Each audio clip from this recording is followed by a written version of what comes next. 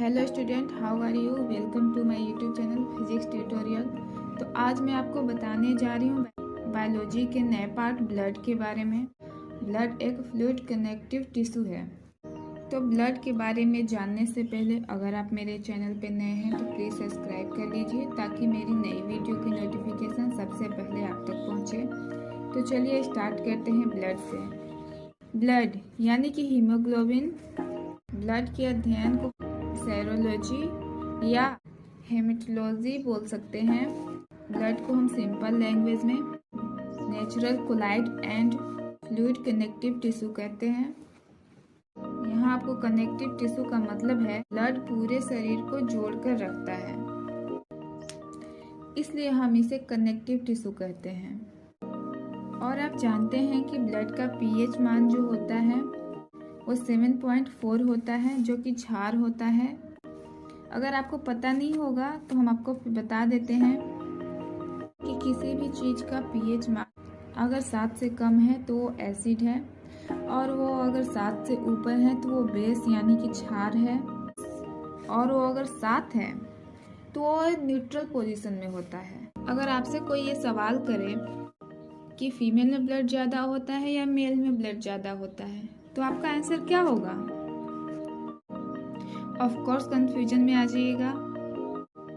तो यहाँ पे हम बताते हैं कि जो फीमेल में 5 लीटर ब्लड होता है, और जो मेल होते हैं उनमें 5.5 लीटर ब्लड होता है।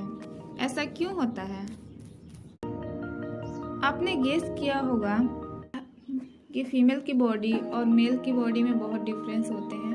मेल की बॉडी हार्ड होती है, हाथ पैर देख लीजिए हार्ड होती है, और वहीं फीमेल की हार्ड नहीं होती है। ऐसा क्यों होता है, कभी सोचा है?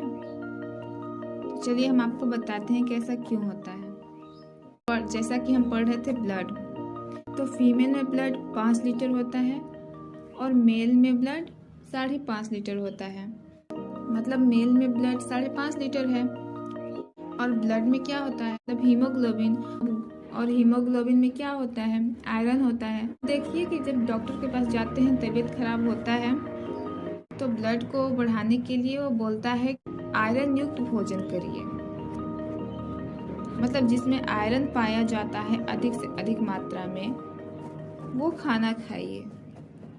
तो जब मेल में ब्लड ज़्यादा होने के कारण हीमोग्लोबिन ज़्यादा होता है, हीमोग्लोबिन ज़्यादा होने के कारण आयरन ज़्यादा होता है, और जब आयरन ज़्यादा हो तो वो और स्ट्रॉन्ग होते हैं। किसके कंपैरिजन में? फीमेल के कंपैरिजन में। इसीलिए उनका बॉडी हार्ड होता है और फीमेल का हार्ड नहीं होता है। तो ये बात आपको आज पता चल गई।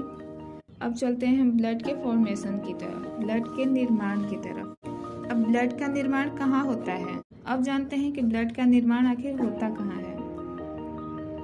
तो मतलब जो लोग एडल्ट होते हैं उनका ब्लड बोन मैरो में बनता है, हिंदी में उसको अस्थि मज्जा कहते हैं। और ऑफ कोर्स हम लोग एडल्ट हैं तो हमारे बोन मैरो में ब्लड का निर्माण होता है। अब चलिए हम जानते हैं जिनका बोन मैरो में ब्लड नहीं बनता है वो कौन होते हैं। जैसे कि जो बच्चा माँ के पेट में है उनमें हड्डियाँ नहीं होती, और अगर हड्डियाँ होती भी हैं, हाथ पैर किसी भी बॉडी को जैसे करिए वैसे हो जाएगा। मतलब जो हड्डियाँ होती हैं वो बहुत ही कमज़ोर होती हैं, इसलिए जो उनका ब्लड होता है वो बनता है लीवर में। तो आपको समझ आ गया कि ब्लड कहाँ बनता है। एडल्ट लोगों का ब्लड बनता है अस्थि मज्जा यानी कि बोन मैरो में, और जो बच्चा माँ के पेट में रहता है उन लोग का ब्लड बनता है लीवर में।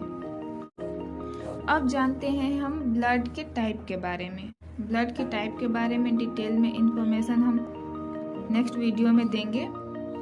अभी जानकारी के लिए हम इतना बता देते हैं कि ब्लड 3 टाइप के होते हैं। First, platelets. प्लेटलेट्स क्या करता है? प्लेटलेट्स काम करता है क्लॉटिंग का, मतलब रक्त का थक्का बनाने का काम करता है।